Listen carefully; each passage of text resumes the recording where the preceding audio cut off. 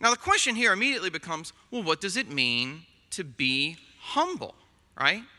There's lots of debates about this, lots of misunderstandings, right? Does it mean to be down on myself, right, all the time, to constantly be berating myself and criticizing myself? Well, that's not what St. Paul says here. Look at what he gets at. This is very important. In the essence of humility for Christ, he lays out three things. Number one, count others better than yourselves. Number two, do not look out for your own interests. And number three, look out for the interests of others. That's the biblical vision, that's the Pauline vision of what it means to be humble. Right? Now, I hope you can already see the challenge that this lays before us, right?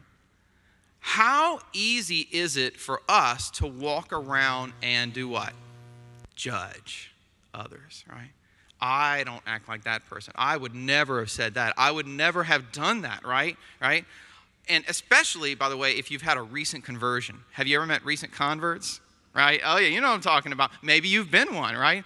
In that zeal of having recently converted to the faith, it's like, I can see all the sins and all the problems and all the faults in everyone else, and I'm going to tell you about them now, right? That's why elsewhere Paul says in the pastoral letters, don't let a recent convert be a bishop, right? Because they'll be puffed up. That's true, he says it, right? But you don't have to be a recent convert to be proud. You just have to be human. You just have to be human, right? Because it's so easy to walk through our lives counting everyone else as less than us, right? Or as not deserving what we deserve, or as being second and third in line while we place ourselves first. So for Paul, the first key to humility is just to see the best in others and to regard them as better than yourself. I've been reading the life of St. Teresa of Avila lately because it's the 500th anniversary of her birth, and it's fascinating. You read this great saint, Doctor of the Church, as she walks through her autobiography, she's talking about these different people in her life, various lay people that she had that were friends of hers, a mother or father who lived near who they would come and have conversations. You know what she always says about them? They're so much holier than I am, so much greater than I, right? And she's not just feigning it. She means it, right? Because she's discovered the secret of humility, to see others as better than herself, right? And part of the reason she can do that is because she embodies those next two things that Paul's talking about. Not just thinking differently about others, but actually choosing differently, having a different heart. Not looking out for your own interests, but placing the interests of others ahead of yourself. That, by the way, is the definition of love. To St. Thomas Aquinas, it's to will the good of someone else, right? To look after someone else's interest, to put their good ahead of yours. That's what agape is, okay?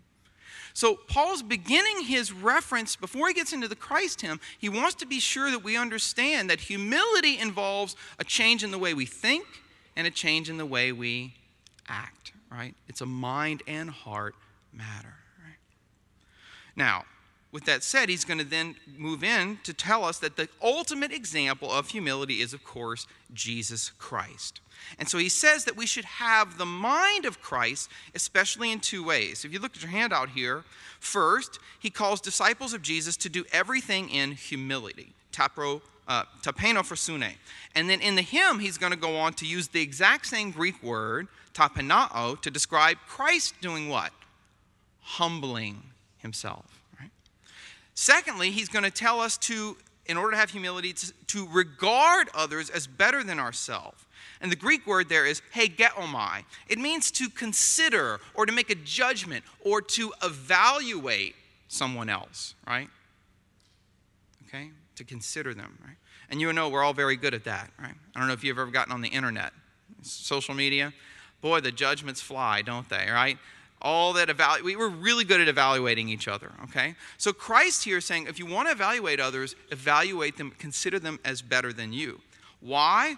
Well, Christ himself made a judgment. Look, he's going to say in the hymn that Christ did not hegeomai, he did not regard, he did not consider his divinity, his equality with God, something to be exploited, but he's going to pour it out. He's going to empty himself in the incarnation and then ultimately the cross.